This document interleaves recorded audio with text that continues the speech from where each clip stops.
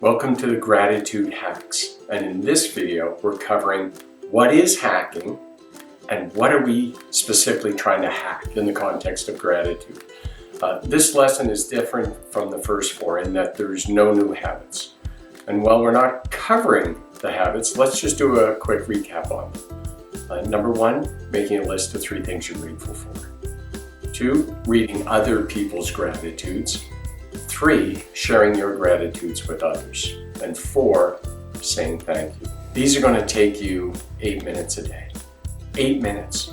And from it, you're going to experience a change. And some of you already have. I know because countless people have told me. So today, no new habits, but we're going to cover what we call the gratitude hacks.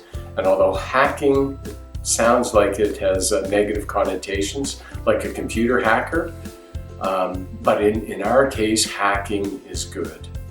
You know, when we started building the Status GRO website, someone hacked into the site within the first week, and the site wasn't even open. They didn't do any damage, and it was easily fixable. But I couldn't believe it. So we ended up having to up the security extra high, and some of you know what that's meant because you've got locked out because you only have so many login attempts to enter the correct password.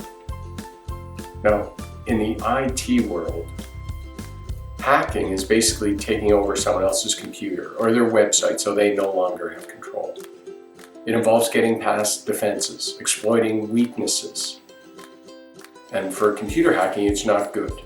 Now, for our system to prevent hacking, we have one now. In fact, we hardly even see hackers bothering us anymore. We're not bragging because we're not looking for any, but just saying. But in terms of gratitude, what is hacking? And what do we mean by hacking? Well, when it comes to gratitude, your body has in place natural defenses that really hinder your ability to be grateful. You might think of it as your firewall. So when we're talking about gratitude hacking, this is the type of hacking we're talking about. Bypassing the body's natural defenses that prevent you from being grateful. Now, we started with the 4 habits, and for sure, they are hacks. Don't kid yourself. And they're going to help us be more grateful. But there's more you can do. And what are we trying to hack, you might be wondering? Well, what we're trying to hack is our brains. Your brain is your CPU. This is where we're feeling and thinking and believing. This is where they originate. This is where and how you control everything you do. And very practically, this is where you experience gratitude. The brain is what controls the production of serotonin, oxytocin, dopamine, cortisol, endorphins. So it's critically important we influence our brains in a positive way. That's what hacking is.